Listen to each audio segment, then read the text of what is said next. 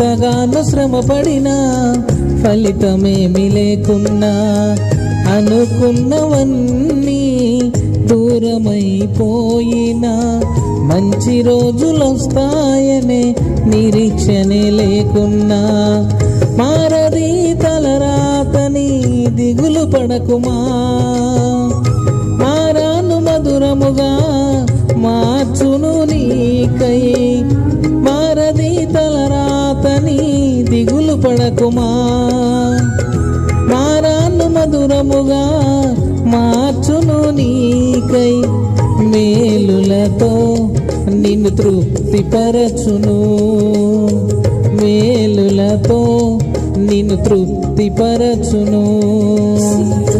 దేవుడే నిన్ను సిగ్గుపడనివ్వడు.